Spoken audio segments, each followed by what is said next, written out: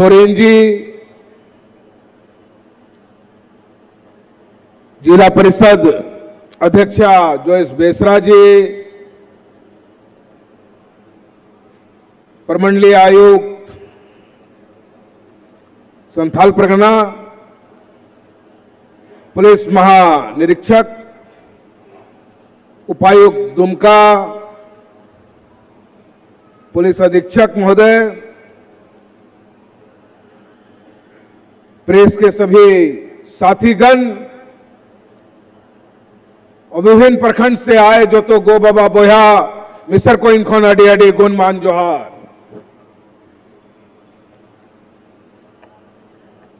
आज मौसम की खराब स्थिति की वजह से मुख्यमंत्री महोदय नहीं आ पाए इस कार्यक्रम में, और मुझे आपके बीच उन्होंने क्षमा मांगने को कहा कि मेरी ओर से खेद प्रकट कर दे कि मैं नहीं आ पाया इतने महत्वपूर्ण कार्यक्रम में, तो मैं उनकी तरफ से खेद प्रकट करता हूं कि वो हमारे बीच इस महत्वपूर्ण कार्यक्रम में नहीं उपस्थित हो पाए। आज ये कार्यक्रम पूरे मंडल में, प्रमंडल में इतनी परियोजनाओं को लेकर है जिसका लेखा जोखा अभी आपने जाना। लगभग 2225 करोड़ 12,22,000 करोड़ की परियोजनाएं हम लोगों के बीच में आई और जिसका लाभ हम लोगों को आने वाले दिनों में देखने को मिलेगा।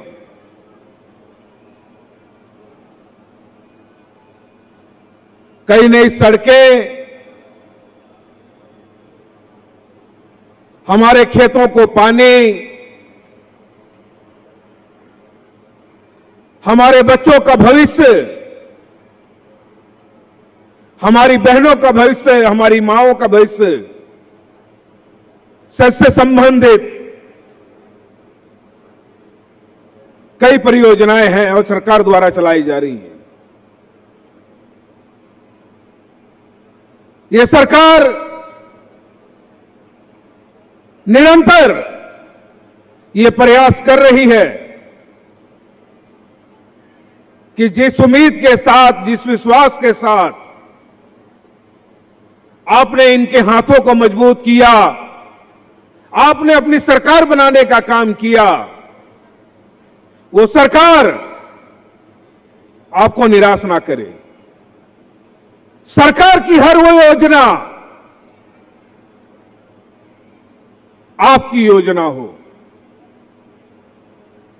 वो हमारी योजना हो, उसका संबंध हमसे हो।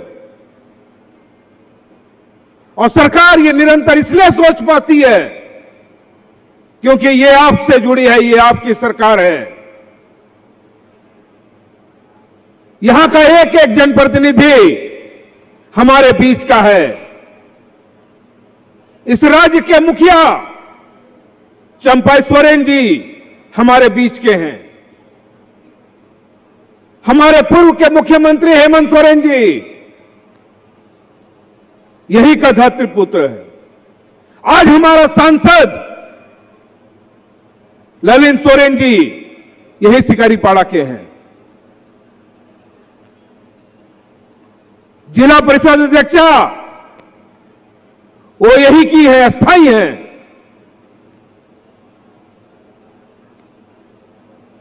तो जो यहां का, जिसकी नाभि यहां गड़ी हो, वही हमारे राज्य के बारे में और हमारे बारे में सोच सकता है। वही जानता है कि हमारा दर्द क्या है, हमको जरूरत क्या है, हमें हमारी इच्छा क्या है। इसलिए सरकार निरंतर ऐसे फैसले लेती है जो जन भावनाओं से जुड़ी हो।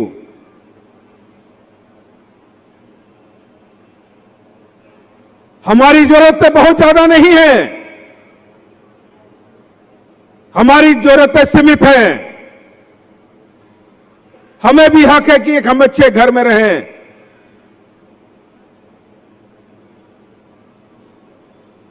तो आज सरकार आबू आवास लेके आई।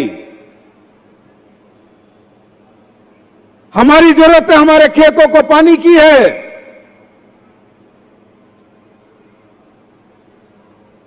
तो आज मसलिया में मेगा लिफ्ट का आप काम देख रहे हैं, रानेसर में उसका काम चल रहा है कि हर खेत को पानी मिल सके। हमको गांव से निकल करके सड़कों पर पहुंचने में परेशानी होती थी। कोई गांव में बीमार पड़ जाए और सड़कें नहीं होती थी तो हमारा परेशानी ये कदर बढ़ जाता था कि आधे रास्ते में कई बार मरीज दम तोड़ देता था। आज सरकार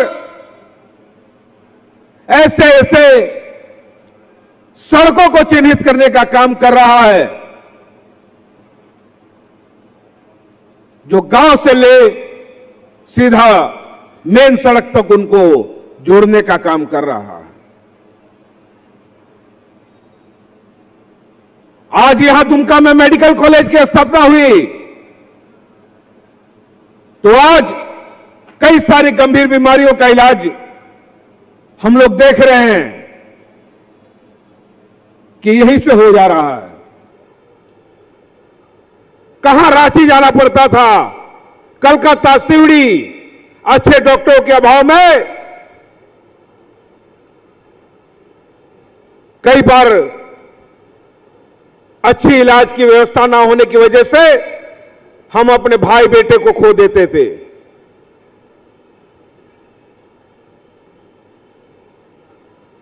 तो ऐसी कई सारी योजनाएं हैं जिसको लेकर के सरकार संजीदा है और निरंतर ये प्रयास करती है और कर रही है कि हमारे लोगों को उनका लाभ मिले, वो सुविधाएं मिले जिसके लिए सरकार निरंतर विचार करती है। आज आपने बहुत विश्वास के साथ विगत चुनाव देखा और जिस तरीके से आपने चुनाव देखा और आपने अपना मत देकर के अपना भविष्य चुनने का काम किया, आपने अपना सांसद बनाने का काम किया। आगे वाले दिनों में भी हम लोगों के बीच चुनाव है और यह चुनाव इस राज्य का ही नहीं, हमारा भी दशा और दिशा तय करेगा, हमारे बच्चों का दशा दिशा तय करेगा।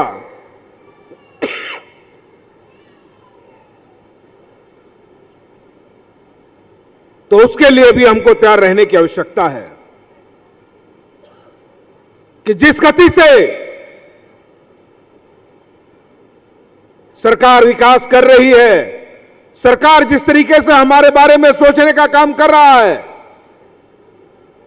इस विचारों को कोई बाधा ना हो, हमारा काम रुके नहीं, इसको ध्यान रखने की आवश्यकता है कि आपकी सरकार को आने वाले दिनों में कोई रोकने का काम ना करे। इसके लिए आने वाले दिनों के लिए भी हमको तैयार रहने की आवश्यकता है। आज यह बहुत जरूरी है कि हम अपना भविष्य सुरक्षित रखें। यह बहुत जरूरी है कि हम अपने बच्चों का भविष्य सुरक्षित रख सकें। आज कई सारे नौजवान साथी बेरोजगारी की वजह से पलायन कर रहे हैं और सरकार निरंतर यह प्रयास कर रही है ऐसे नौजवानों को पलायन का सामना ना करना पड़े। नियोजन नीति सही बने जिससे यहां के नौजवान अपने घरों पे ही काम करने लगे, इनको प्रदेश ना जाना पड़े, दूसरे देश ना जाना पड़े। इसकी व्यवस्था कैसे हो, सरकार इसको लेकर भी गंभीर है और हम देखेंगे कि बहुत जल्द यहां के नौजवान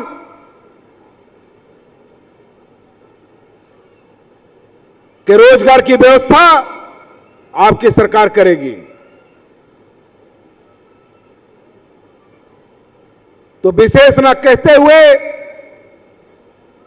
मैं इतना ही कहूंगा कि यह सरकार आपने बनाई है, यह सरकार आपकी है और यह सरकार को बनाए रखना आपकी जिम्मेवारी है। इसके प्रति आपकी जवाबदेही है कि यह सरकार ऐसी ही हमारे बीच रहे और हम लोगों का काम होता रहे। इन्हीं बातों के साथ मैं अपनी वाणी को विराम देता हूं। यहां आए तमाम लोगों को मेरी ओर से जोहार है, प्रणाम है।